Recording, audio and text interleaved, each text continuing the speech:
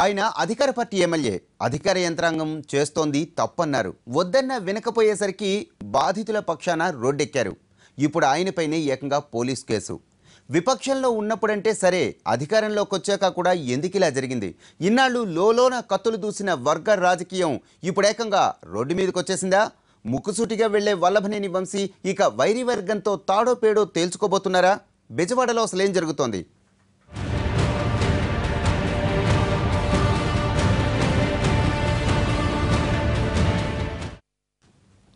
పైకి కనిపిస్తోంది inner road వివాదం, కానీ విషయం అది మాత్రమే కాదు, ఇంకేదో జరుగుతోంది. తమ్ముళ్ల పంతాలు పట్టింపులు కృష్ణా జిల్లా రాజకీయాల్ని వేడెక్కిస్తున్నాయి. పేదల ఇళ్లు తొలగించవద్దని అడ్డుపడ్డ అధికార పార్టీ ఎమ్మెల్యేపైనే పోలీస్ కేసు నమోదైంది. చట్టం తన పని తాను చేసుకుపోతోందని ఎవరూ అనుకోవడం లేదు.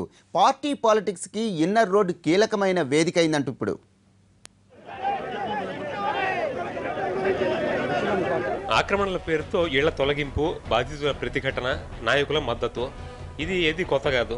ఎక్కడో చోట తరచూ కనిపించే ప్రక్రియ అయితే, కానీ బెజవాడలో జరుగుతోంది మటుకు భిన్నంగా ఉంది. బాధితుల పక్షం వహించిన అధికార పార్టీ ఎమ్మెల్యే వల్లభనేని వంశీపై పోలీసులు కేసు పెట్టడం వివాదానికి ఆజ్యం పోసింది. పైనుంచి ఏ అనుమతి లేకుండానే ఎమ్మెల్యేపై కేసు పెట్టేస్తారా? దీని వెనుక ఎవరున్నారో తేలాలని ఎమ్మెల్యే అంతగా పట్టుబడుతున్నారంటే అసలు తెర వెనుక ఏం జరుగుతోంది? పార్టీ శ్రేణుల్లోనే కాదు, సామాన్య ప్రజల్లోనూ ఎన్నో సందేహాలు. ఎవరేం చేసినా కూడా నాకు సెంటు భూమి లేదు, కృష్ణా జిల్లాలో ఎక్కడ సెంటు భూమి లేదు, నేను ఒక అక్రమ వ్యాపారం చేయను, నేను ఏ ఇసుక సిండికేట్లో లేను, లిక్కర్ సిండికేట్లో లేను, ఏ కాల్మనీ సిండికేట్లో లేను. పొద్దున్న లేచిన కాడి నుంచి ప్రజా సమస్యల మీద తిరుగుతాం, ప్రజా సమస్యలు పరిష్కరిస్తాం. నాకు ఎక్కడ ఒక పంచాయతీ చేయటం, సెటిల్మెంట్ చేయటం, ఒకటి ఆస్తి కబ్జా చేయటం, ఒకటి ఆస్తి కబ్జా అయిన దాన్ని సెటిల్మెంట్ చేసి రాయించుకోవడం, ఇటువంటి చరిత్ర లేదు. మీరు 10 సంవత్సరాలు నేను రాజకీయాల్లో ఉన్నాను. చట్టం అనేది ఎవరికైనా సమానంగానే ఉండాలి. నేనుండే అపార్ట్మెంట్ ఉంది, దాంట్లో కూడా కొన్ని డీవియేషన్స్ ఉన్నాయి, వైలేషన్స్ ఉన్నాయి. వచ్చి పగలగొట్టేస్తారా అధికారులు? బిల్డింగ్ రెగ్యులరైజేషన్ స్కీమ్ అని పెట్టుకోమంటున్నారు కదా, నా అపార్ట్మెంట్ పగలగొడతారా చెప్పండి? ప్రజా సమస్య మీద పోరాడాం, కానీ నా స్థలం కాపాడుకోవటానికో, లేకపోతే నా ఇల్లు కాపాడుకోవటానికో, లేకపోతే నేనేమన్నా ఆక్రమించి కాపాడుకోవటానికో చేయలే.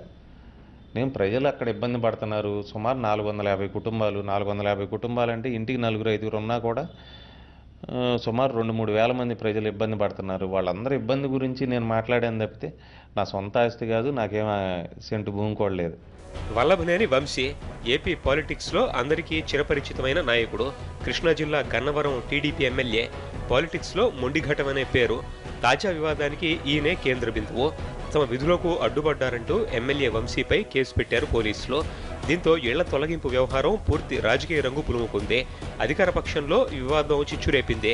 డ్యామేజ్ కంట్రోల్కి కొందరు పార్టీ పెద్దలు రంగంలోకి దిగిన వేడెక్కిన వాతావరణం ఇప్పట్లో చల్లారేలా కనిపించడం లేదు.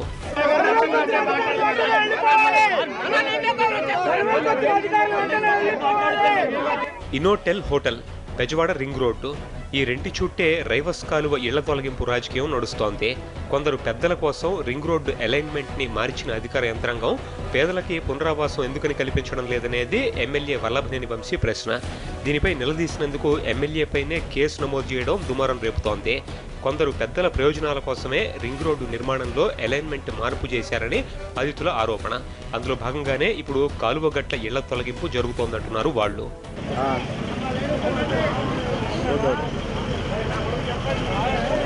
వాళ్ళకి అవసరం లేదు.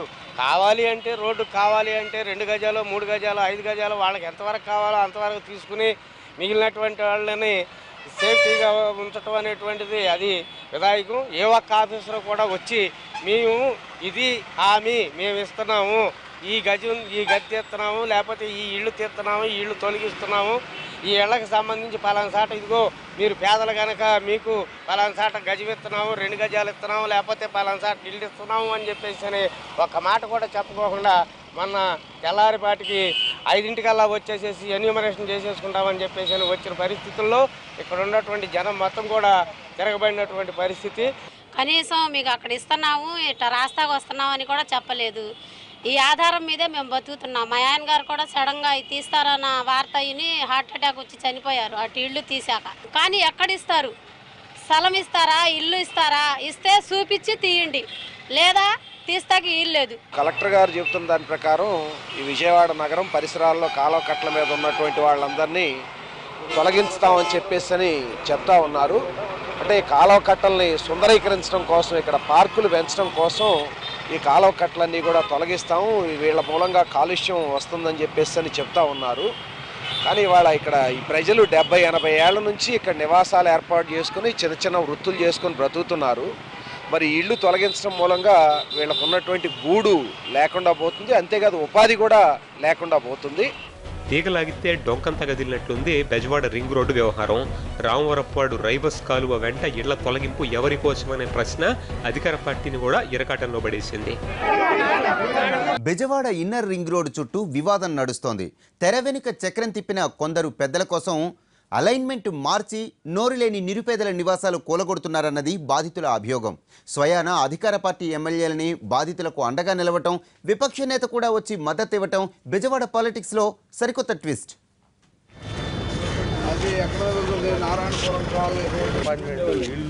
విజయవాడలోని రామవరప్పాడు వద్ద రైవస్ కాలువ వెంటున్న ఇళ్ల తొలగింపుకి అధికారులు పూనుకోవడంతో వివాదం ప్రారంభమైంది. ఇన్నర్ రింగ్ రోడ్డు కోసం అధికారులు చేసిన ప్రయత్నం బాధితులకు ఆందోళన కలిగిస్తే అధికార పార్టీలో అలజడి రేగింది. ఇళ్లు తొలగించేందుకు అధికారులు రంగంలోకి దిగడంతో స్థానికులు తీవ్రంగా వ్యతిరేకించారు. కోల్కతా జాతీయ రహదారిపై ఆందోళనకు దిగారు. ఆ ప్రాంత ప్రజాప్రతినిధిగా ఎమ్మెల్యే వంశీమోహన్ జోక్యం చేసుకున్నారు. బాధితుల్ని కలిసి వారికి నచ్చజెప్పేందుకు ప్రయత్నించారు.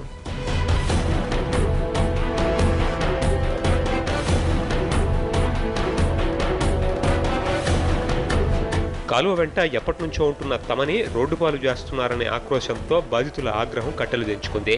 ఎమ్మెల్యే నచ్చజెప్పినా వారు శాంతించలేదు. చివరకు వంశీమోహన్ అక్కడి నుంచే కలెక్టర్కి ఫోన్ చేసి మాట్లాడినా ఫలితం లేకపోయింది. దీంతో ముఖ్యమంత్రితో స్వయంగా మాట్లాడి న్యాయం చేస్తానని ఆయన వారికి నచ్చజెప్పారు. ఇంతలోనే బాధితుల్లో కొందరు ఉద్వేగంతో ఒంటిపై కిరోసిన్ పోసుకోవడంతో అక్కడ వాతావరణం మరింత వేడెక్కింది. చివరకు ఎలాగోలా ఆందోళన విరమింపజేసిన పోలీస్ కేసు కొత్త వివాదానికి కారణమైంది. ఎమ్మెల్యే వల్లభనేనితో పాటు ఆయన ఇద్దరు అనుచరులు దాదాపుగా 200 మంది స్థానికులపై పోలీసులు కేసు పెట్టారు. బాధితులకు నచ్చజెప్పేందుకు, సమస్యని సామరస్యంగా పరిష్కరించేందుకు వచ్చిన తననే A1 నిందితుడిగా చేర్చడంతో ఎమ్మెల్యేని అది తీవ్ర ఆవేదనకి గురిచేసింది. ఎందుకు బాధ కలిగిందంటే చంద్రబాబు నాయుడు గారు ముఖ్యమంత్రి అయిన తర్వాత 200 రూపాయలు ఉండే పింఛన్ 1000 రూపాయలు చేశాడు ఆయన. 500 రూపాయలు ఉండే పింఛన్ 1500 చేశారు. 4 కేజీలు ఇచ్చే బియ్యాన్ని 5 కేజీలు చేశారు. విమానాశ్రయ విస్తరణలో 1450 గజాలు రాజధానిలో ఇస్తానన్నారు.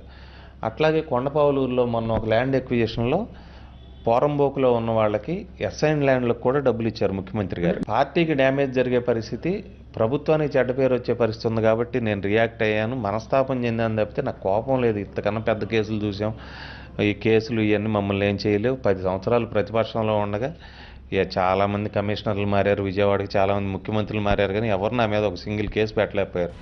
ఎవరి ప్రోద్బలంతో పోలీసులు ఎమ్మెల్యేపై కేసు పెట్టారనేది టీడీపీ శ్రేణుల్లో తీవ్ర చర్చకు దారితీసింది. వారెవరో తేలాల్సిందేనని వల్లభనేని పట్టుబట్టారు. తన గన్మెన్లను కూడా వెనక్కి పంపాలని ఓ దశలో వంశీ నిర్ణయించడం పార్టీలో ప్రకంపనలు సృష్టించింది.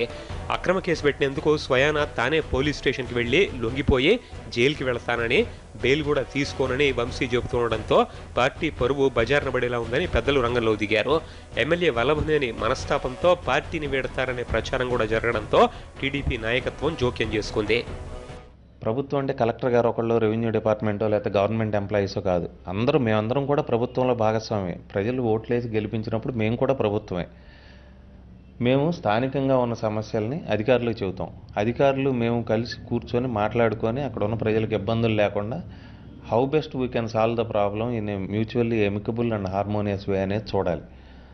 అంతేగాని ఈగో ప్రాబ్లమ్స్కి వెళ్ళి, ఇప్పుడు ఇంతకుముందు అదే ప్రాంతంలో 159 ఇళ్ళు తొలగించాం, మేమే కోఆపరేట్ చేసాం, మేమే చేయించాం. మరి ఇప్పుడు ఎందుకు వచ్చింది ఆ రోజు లేని ప్రాబ్లం ఈరోజు? అతి దూకుడు ప్రదర్శించడం మూలాన వచ్చింది. ఎంపీ కొనకళ్ళ నారాయణ వంశీతో ఫోన్లో మాట్లాడి సముదాయించే ప్రయత్నం చేశారు. తన సోదరుడు బుల్లయ్య, టీడీపీ జిల్లా అధ్యక్షుడు బుచ్చుల అర్జునుడిని వంశీ వద్దకు పంపారు. అయినా జరిగిన పరిణామాలపై గన్నవరం ఎమ్మెల్యే తీవ్ర అసంతృప్తి వ్యక్తం చేయడంతో విషయం ముఖ్యమంత్రి చంద్రబాబు వరకు వెళ్ళింది. దీంతో జిల్లా కలెక్టర్ బాబు ఎమ్మెల్యే వంశీలతో మాట్లాడి సమస్యని పరిష్కరించాలని ఆయన విజయవాడ ఎంపీ కేసినేని నానిని ఆదేశించారు.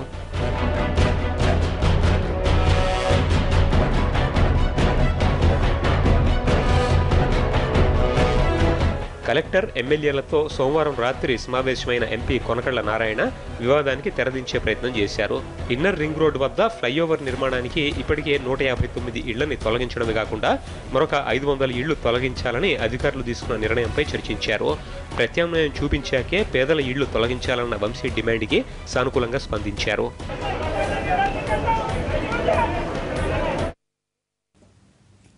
స్వయాన సీఎంఏ జోక్యం చేసుకోవడంతో ప్రస్తుతానికి సమస్య సద్దుమణిగినట్లే. కానీ పార్టీలో కొందరు నేతల మధ్య అగాధం మాత్రం ఈ వివాదంతో మరింత పెరిగినట్లే కనిపిస్తోంది. కాలువగట్టు వెంట ఆక్రమణల తొలగింపు అసలు ఎందుకు రాజకీయ వివాదంగా మారింది? బాధితులు ఆరోపిస్తున్నట్లు రాజకీయ ఒత్తిళ్లతోనే రోడ్డు దిశ మారిందా? అదే అధికార పార్టీలో చిచ్చు రేపిందా?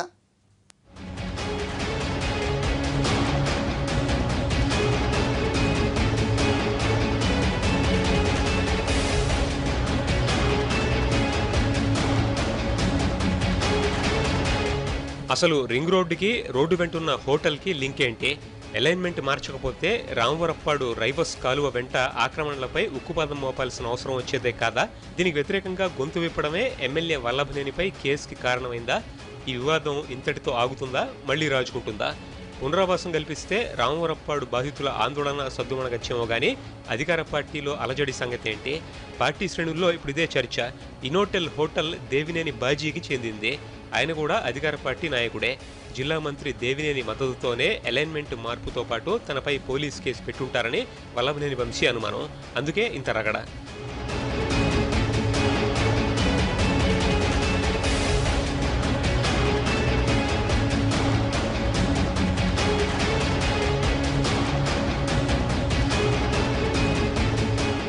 రామవరప్పాడులో కాలువగట్టు ఆక్రమణల్ని తొలగించబోతున్నారనే సమాచారం అందడంతో ఎమ్మెల్యే వంశీ మంత్రి దేవినేనితో మాట్లాడారు. ఇప్పుడే నోటీసులు ఇవ్వడం లేదని మంత్రి ఆయనకు చెప్పారు. కానీ తెల్లారేసరికి రెవెన్యూ, పోలీసు అధికారులు వెళ్లి నోటీసులు ఇవ్వడం వంశీ ఆగ్రహానికి కారణమైంది. హోటల్ నష్టపోకుండా చూసేందుకే రింగ్ రోడ్డు దిశ మార్చి పేదల మీద పడ్డారని, ఆ ప్రాంత ప్రజాప్రతినిధిగా తనకి కనీసం సమాచారం కూడా ఇవ్వకపోగా బాధితులకు బాసటగా నిలిచినందుకు కేసు పెట్టి అవమానపరిచారని వంశీ మరింతగా రగిలిపోయారు. ఈ మొత్తం ఎపిసోడ్లో కొందరు పార్టీ నేతలే కుట్రపూరితంగా వ్యవహరించారనే అనుమానంతో తెగేదాకా లాగేందుకు కూడా ఓ దశలో వంశీ సిద్ధపడ్డారు. ఆ రోజున కలెక్టర్ గారు, మేము, ఎంఆర్ఓ గారు, మా స్థానిక నాయకులు అందరం కూడా అక్కడ ఉన్న వాళ్ళతో మాట్లాడి ఎన్యూమరేషన్ ప్రాసెస్లో పార్టిసిపేట్ చేసి ఈ లెక్కలు జెన్యున్గా ఎవరుంటే వాళ్ళకే ఇచ్చాం. ఆ రోజున మాట్లాడిచ్చాం కాబట్టి గొడవ కాల. ఇప్పుడు ఏమైందంటే వాళ్ళు హడావుడిగా రేపు పొద్దున వస్తున్నారని వాళ్ళు రాత్రి తెలిసింది రెవెన్యూ అఫీషియల్స్. నేను కలెక్టర్ గారికి ఫోన్ చేశా. ఆయన బిజీగా ఉన్నట్టున్నారు, అది మీటింగ్లో ఫోన్ ఆన్సర్ చేయాల. సరే బిజీగా ఉన్నట్టున్నారు, ఏదో మీటింగ్ అయి ఉంటుందని చెప్పి నేను మెసేజ్ పెట్టా, రిప్లై చేయాల. 4 సార్లు మెసేజ్ పెట్టా, రిప్లై చేయాల. నేను జిల్లా మంత్రి ఉమా గారికి చెప్పా, అన్న ఇట్లా మా ప్రాంతంలో ఏదో భూసేకరణ చేస్తున్నారంట, అది ఏదైనా కూర్చొని మాట్లాడితే పోతుంది. నేను మొన్న 9వ తారీఖే ముఖ్యమంత్రి గారిని కలిశాను, రిక్వెస్ట్ చేశాను. గన్నవరం నియోజకవర్గంలో 14 రకాల భూసేకరణలు ఉన్నాయి. 14 రకాలైన భూసేకరణలు నా ఒక్క నియోజకవర్గంలో ఉన్నాయి.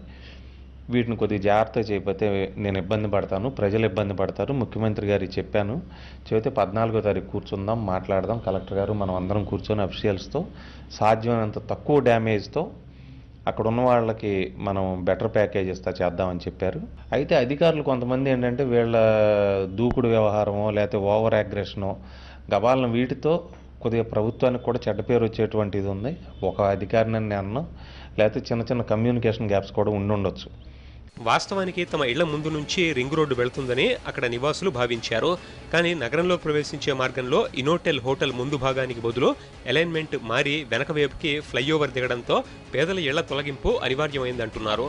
పైగా పునరావాసం గురించి ఎలాంటి స్పష్టమైన హామీ లేకపోవడం, కొందరు పెద్దల కోసమే తమ పాకలు కూల్చివేస్తున్నారన్న ఆవేదన తోడుగవడంతో వారంతా రోడ్డెక్కారు. మీరు అభివృద్ధి చేసుకోవాలి అనుకుంటే మీరు రోడ్డును డైవర్ట్ చేసుకోండి, వేరే చోట చేసుకోండి. అభివృద్ధి పేరుతో ముస్లింల మనోభావాలు దెబ్బతీసేదానికి మాత్రం మీరు ప్రయత్నం చేయకండి.